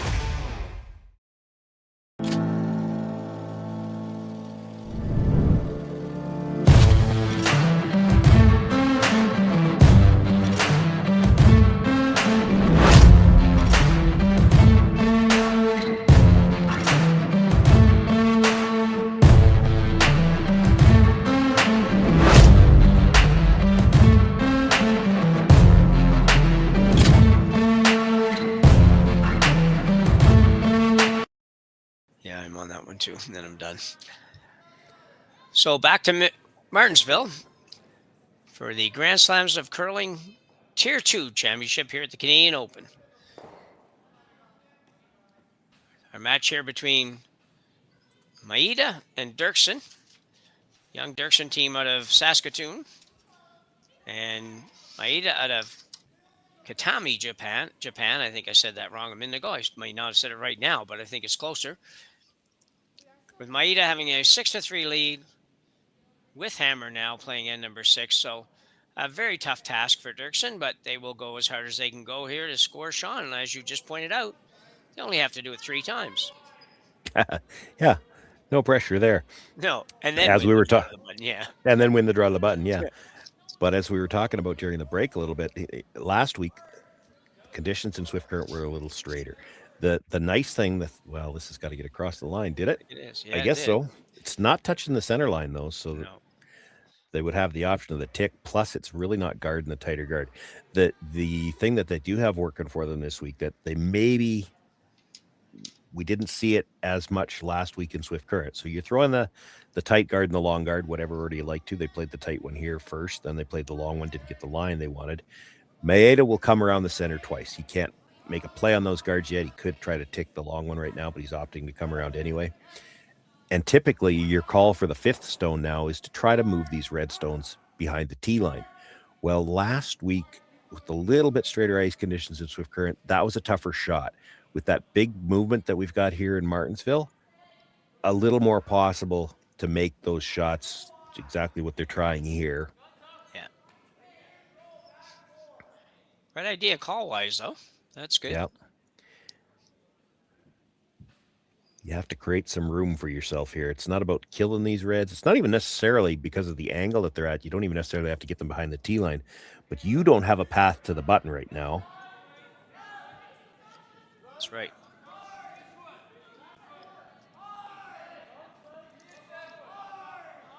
Got to get by and got to get there. Got by. Going to get there, but not going to maybe do quite as much as they would like to have seen. But could be usable. There's a case to be made here for just peeling the tight guard. Yeah. I don't think that'll exist for these guys, though. Yeah, well, this long one by itself isn't very good. It's off the center line. Gonna try to get them both, though.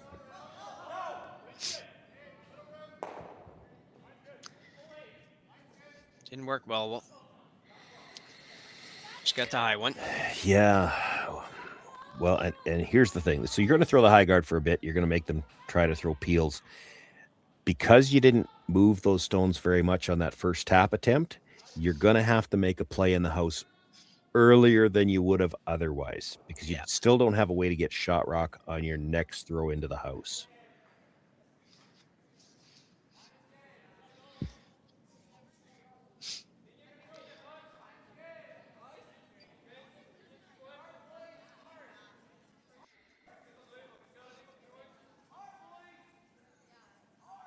Oh, they're going to get there again, I think. They are. They fully believe in that high guard theory. They're not throwing any more than about a foot over the line. That's pretty good. Oh, that's where you want it. Ideally, you want to take away any thought of them trying the double peel. This is just about delaying the move into the house. Yeah.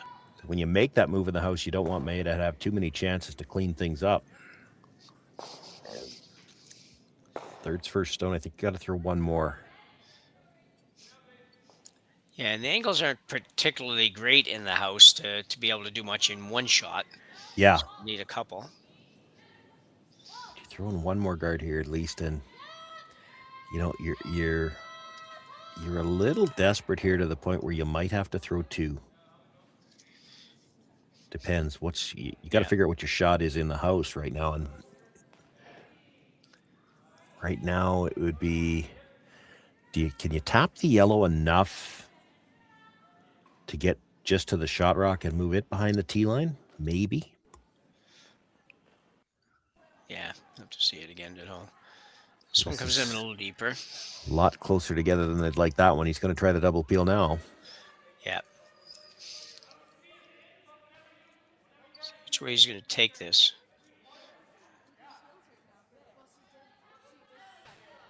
Okay. So looking to come across the top, hit on the opposite side of the center here in this one so that he doesn't run it right back into the yellow in the house.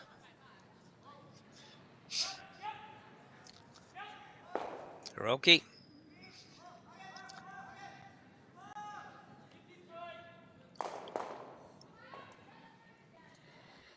Well, left a bit of a guard, but got rid of the two on the center line.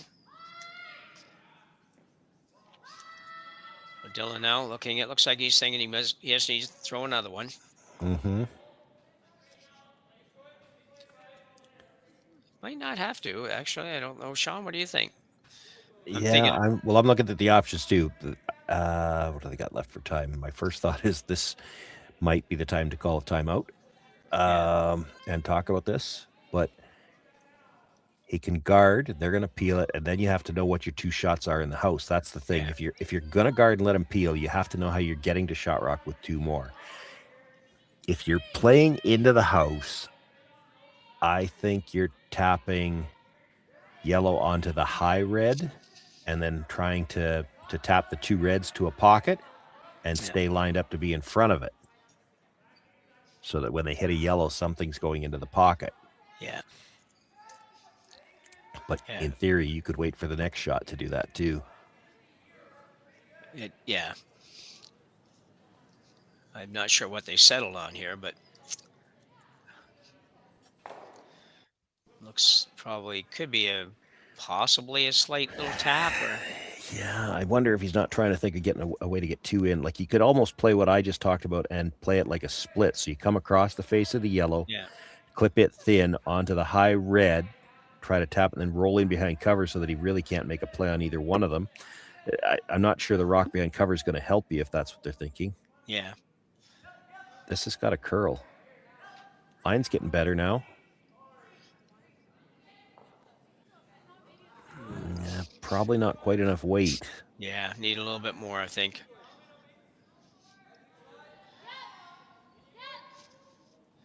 So Maeda might go ahead and whack it anyway. He'll lose a rock or two, but yeah, I mean, with the weight they can throw, it's hard to know the second yellow because it's fairly thin on that red. Like, they might all fly here, or it could go over the top of the shot stone. yeah, it looks like, I agree. It looks like it could come off of both stones. And yeah, it's going to be spinning that way. There's a chance that all four of them go. It hit a little thicker than he wanted to, I think. But, well, interesting result. Wasn't now quite you what I got was to freeze. thinking. Yeah.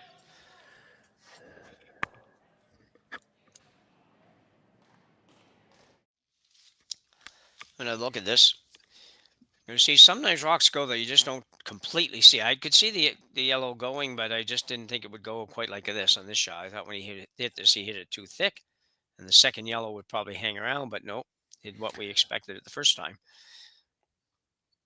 Hits it a little bit thinner probably. That one probably goes right out, I think. Yeah, well, and more importantly is, I don't really think you wanted to leave the shooter right there. No. Had everything gone, he was coming around this redstone at the top of the 12-foot. Yeah.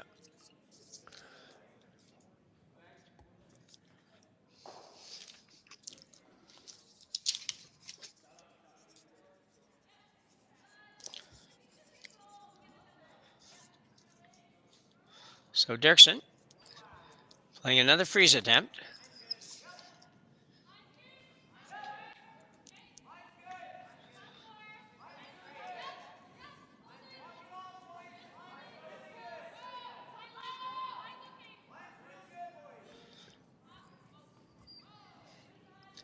Guys are working pretty hard.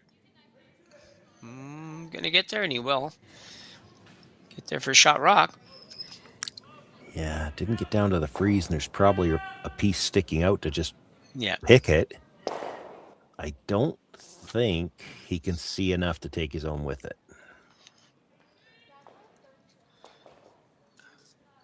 Talking about playing the stone at the top of the 12 to get out of the way. Yeah. The problem is then he makes a perfect guard, and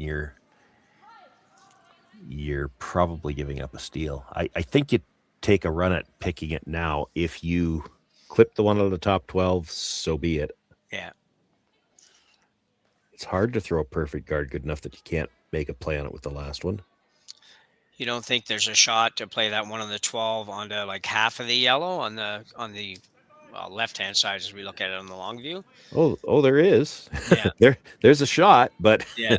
there's also the potential for absolute disaster trying that. Yeah. Like you stuff it, he's still buried at the top, buried behind the race stone. Yeah.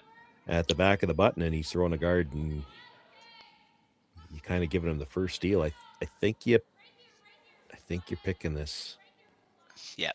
I mean, if you thought you could pick this and clip the one at the back of the 4 foot, you'd play it for sure. I don't think it looks like you could see enough of the yellow to do that. That'd be the only hesitation here. Is you know, if you make this, he's just going to have it again. Yeah. But you can't leave that yellow stone there and just let him guard it. That's a steel stone for sure. Yeah, exactly. You're not going to like freeze to it or something like that. So you just have to say, okay, well, if you can do it again and do it better, more power to you. So Takumi Maeda now with his first one in the 6th. I don't know exactly where it is, but it's got to be close. Well, he definitely give it an inside-out motion. There it goes. Wow. Very nicely done.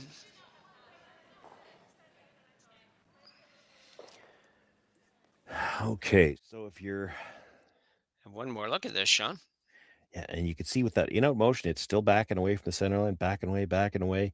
He's got that nice quiet weight, though, and there is good finish here at Martensville. So, you know, at some point in time, it straightens out, and there starts to move closer to center again. Catches plenty of it to get out of the rings. So if you're Dylan Derksen now, the line he had on the last one was just perfect. You could come back, like if you absolutely circle this on the button, so you're half in front of the tee line, half behind the tee line. I don't think he can get down to your stone, move it enough. Like if he jams it on the back red, I think you're still shot rock. Yeah.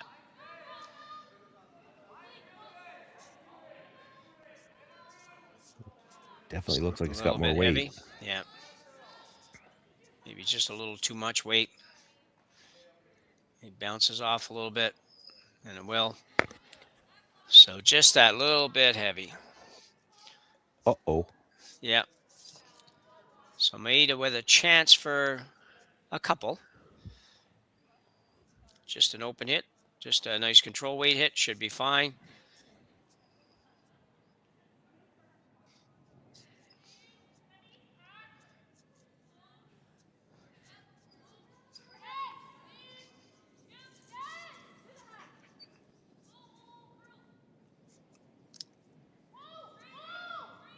It always has a different kind of a hold on the sliding broom.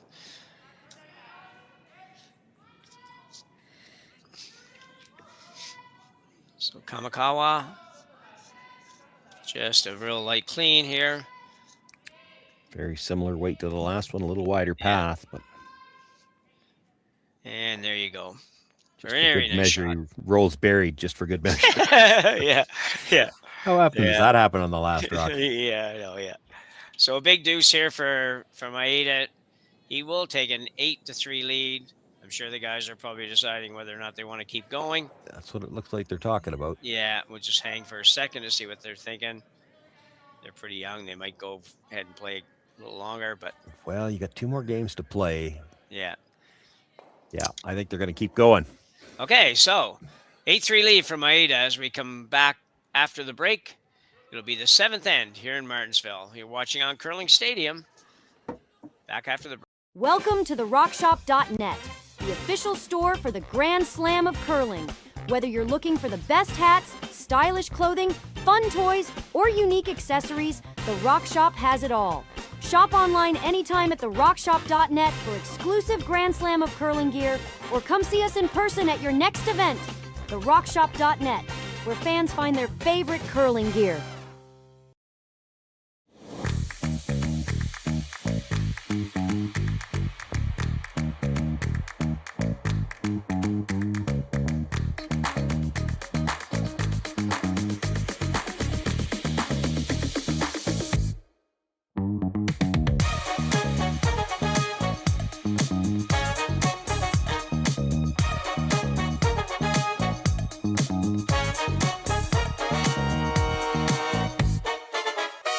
Developed over a decade in collaboration with the finest ice makers this side of the Atlantic, the Pebblehead PB5 is nothing short of a triumph of sophistication and craftsmanship. Weighing less than half its lumbering copper predecessors, yet boasting tenfold their durability, the PB5 delivers perfect, consistent ice, time after time. The PB5 by Pebbleheads.com, the apex of ice-making ingenuity for the roaring game of curling. So we're playing in number 7 here in Martensville. Takumi Maeda with a 8-3 lead over Dylan Derksen.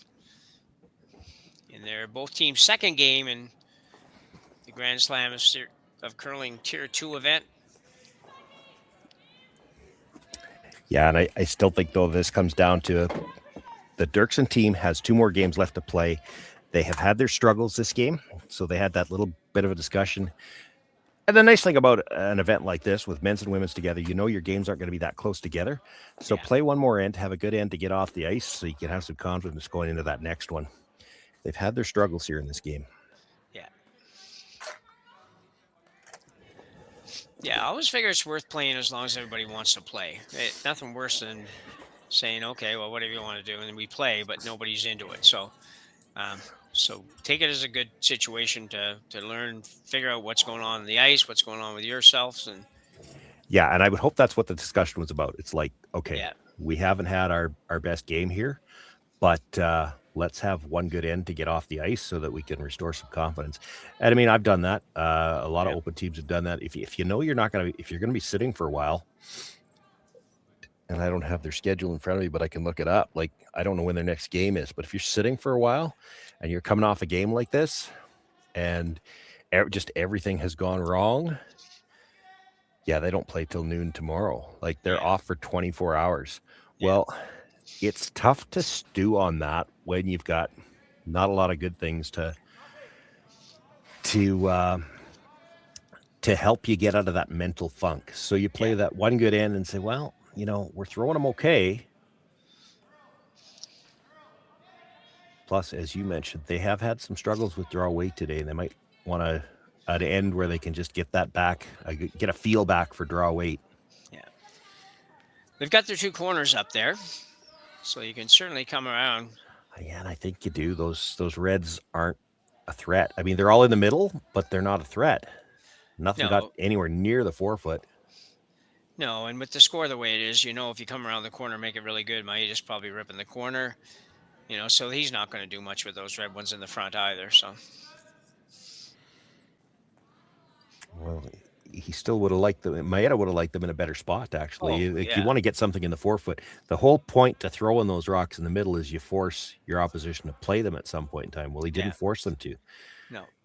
In fact, as you said, you peel the corner. You come around this one has to stop, though. It stops. It's in the rings. That counts. Yeah. And it's not light. So it actually went too far. Yeah. Well, did it? I mean, if you knew he was going to play this, that's not a bad shot because you're keeping your corner guards alive. Well, yeah. If he ever hits this on the nose, he actually protects you from the back as well. Yeah, he didn't want to do that. No. Okay. I think you're coming around the other corner for now. There's still a run double on the Reds right now. You know, you're not out of the woods here if you're Maeda. This is shaping up like there could be 3's not out of the question with where these rocks are right now. No. You get this buried, and what do you do? Yeah. He's got that little biter. There's a potential for it to end up on the scoreboard. He's got one shot available to get rid of he can get rid of both Reds in one shot. Yep.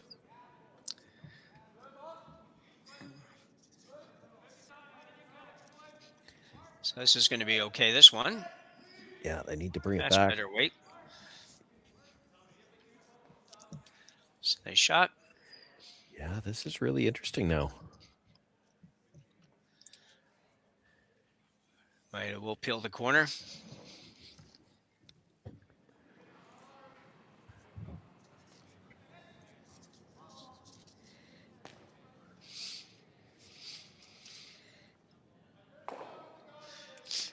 That's through second stones. We're on to thirds first. I think you're replacing that corner guard. Yeah, I think you're going to go out there at least one more time. One, you can That's make an probably all, argument though. for twice, but it depends what you want to play. If you're committed to that yellow run back, you could throw it twice, but I agree with you. I think you throw in one corner guard. You expect them to peel it again. Then you're going to hit the open red one. Yeah. And flop at least half under. And now if he wants to hit the one on the other side, he could leave a double. Three is in play here.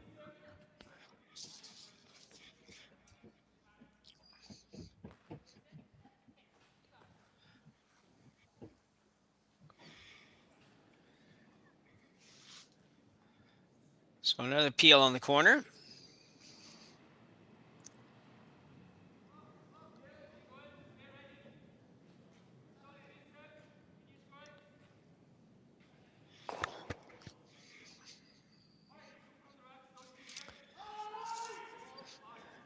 Where's my telestrator? Where's my telestrator?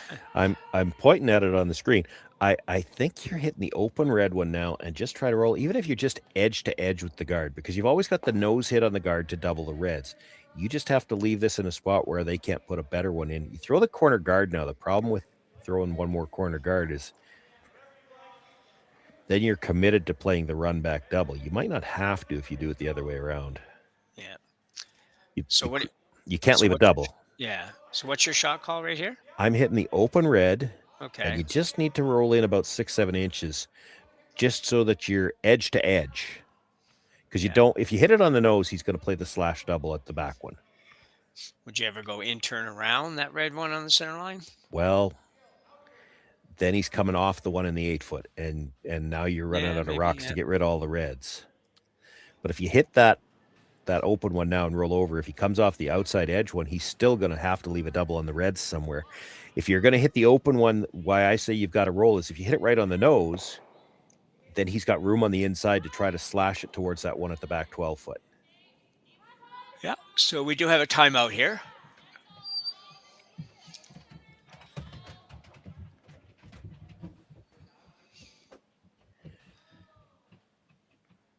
Tyler saying that if they want to make a run at the double, and that's a fair point. Maeda, his next shot, depending what you do here, might be the cross house double from that one in the 8 foot to try to get all the way across to that one at the back 12. The angle's not bad for it. There's a lot of room between them. That's the thing. Your margin for error is small when there's, whatever, there's got to be 9 feet between those rocks.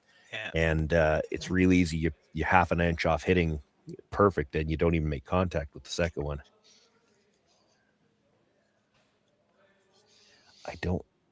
I like hitting that one. I'd be scared to hit it on the nose, because then he's going to try the slash double. Yeah. You roll a few inches to the inside, and he doesn't have enough of the inside to make that. You don't have to bury it. You don't want to bury it, because you still need to be able to get that red out that's at the top of the 12. But you need to make a little bit of a roll so that he can't try the double on the back one. So we got a little bit, just an out turn hit on the rock, just biting the 8 foot.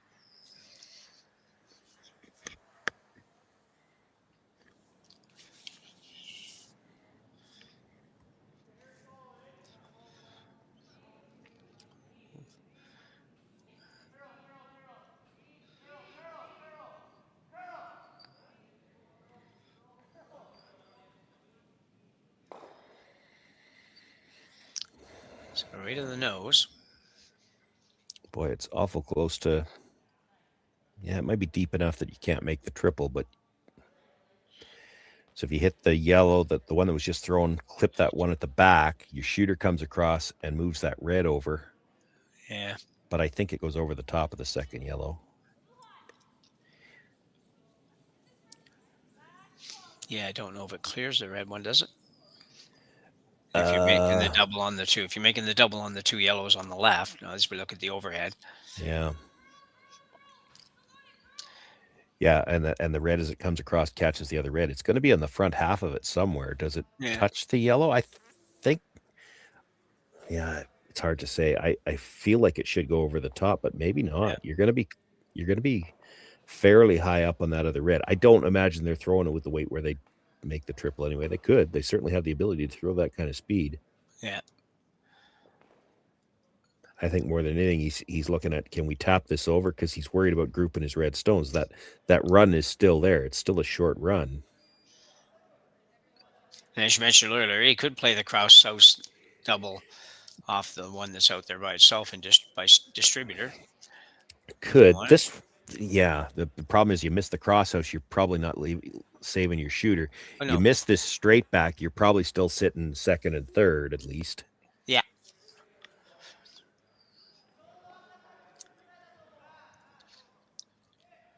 Reminder, the next draw is 4:30 local time. We will have it for you. Got a couple games, I think, on at 4:30. Maeda now with the double attempt.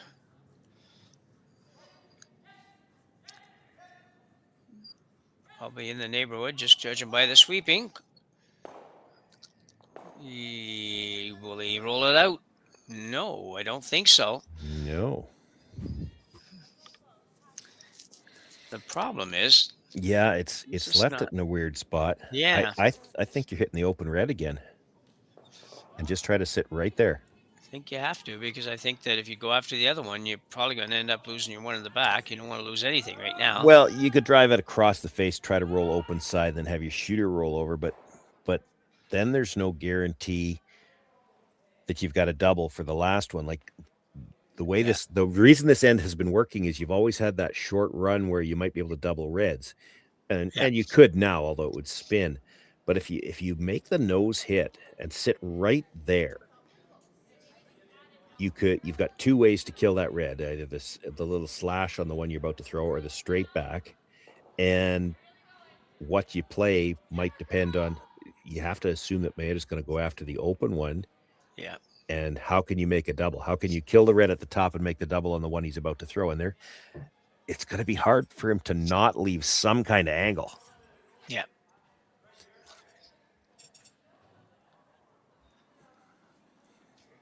So Dylan Derksen, his first rock here in the sixth end, trying very voraciously at getting at least 3 points here, and he has an opportunity. Yeah, he does. Yeah.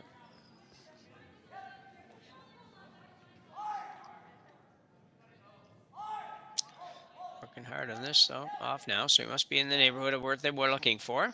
Oh, he's going to touch the front one. Oh, just touches it, though. He gets away with it. Wow, they called him off that. Yeah, they did. And he got the little rub. If they don't get the rub, boy, he could have ended up corner frozen on the second red. Yeah. This might still work, but... It was just a kind of an odd call off. Watch this again. Well, I'm sure they thought they were by, and at the end of it, he was Must thinking... have been, yeah. Probably thinking if we get as tight as we can by and get the finish, and you just look at the little bit of daylight that you can see between the legs. If he gets to the inside of that, he could have rolled to corner frozen on that one, and that almost assures that you're going to have some kind of shot at a double in the next one. Yeah. The question now is, are you going to have, and it just depends where he rolls with this, what kind of shot at a double are you going to have? If he rolls this buried, I think the run, yellow onto red on a slight angle, it's still got a chance to get both of them and stick it in the house for 3. Yeah, he's probably better off not rolling or rolling like 7 feet. Or half in behind. Like he doesn't want to be dead buried. He wants to leave it so that it's got to be at a sharp angle.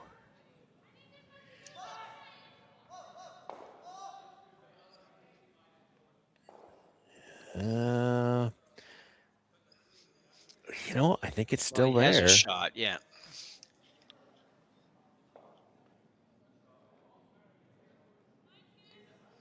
It's going to be hard to stick the raised stone. Yeah. If that rolls a few inches more, it's much easier. But it's I mean, an angle raised double takeout is still never a gimme anyway. But he's got a shot. Yeah. With really no other options. I mean, no, yeah, this 3 down, 4 down, 5 doesn't matter. Like, you got to take a shot at this, or you're playing for one of the two, right? Well, I don't think you're ever playing for one. The thing about it is, if you wanted to just are we just throwing for 2 here? Because if you throw weight at this, half a rock on the yellow catches the red enough to come back and catch the double. The problem is you're not going to hold the yellow with weight. Yeah. And it becomes a much more difficult shot if you're trying to keep that yellow in the front. Or do you just throw the shot for 2? Because as we said, coming into this end, maybe they were just playing an end for some confidence. You play a good end here and get your 2. You'd like to get that bit of a reward before you get off the ice. Yeah, and they've played a good end, so they have. First part of it's done. So Dylan Derksen now with his final rock in 6, playing kind of an angle raised double takeout for 3. He's in the Very ballpark. Very difficult shot, but in the ballpark. Good there, good. Makes that. And we'll get that one out and just won't quite get the other one out. Yeah, that's the problem with trying to throw the weight that he was trying to throw to score the 3. And you can see he did just hold the yellow on the edge of the rings, but when you throw it quieter, it's harder to get both reds out, and he leaves it hanging around at the back. Well, that was a heck of a try. Yeah. Yeah, it really was. And I know he doesn't probably feel great about this game, but he, again, that last end, I think should have accomplished a little bit of what they were looking for. And that was to kind of show themselves that they could put an end together and create some opportunities. So, yeah, interesting. So that's all I have to say, Sean. It's the end of this one. You summed it up great. I agree with what you said. That end gives them exactly what they played the end for. They've got something to build off of, something to feel confident about. When they sit for 24 hours before their next game, he's within 2 inches of at least getting 2 there. That's for sure. Yeah. And a well played end. And if he'd only needed 2, he would have thrown a little bit more weight, but he gave it a go to try to get the 3 and hit it as well as you could. So Sean's back on at 4:30. I'm back on at 4:30, and we will we'll say goodbye from Martensville. An 8-4 victory for Derksen over Maeda on behalf of myself, Sean Joyce, and Matt and Kaylee looking after production and cameras for us. We'll see you again in a couple of hours. Bye for now.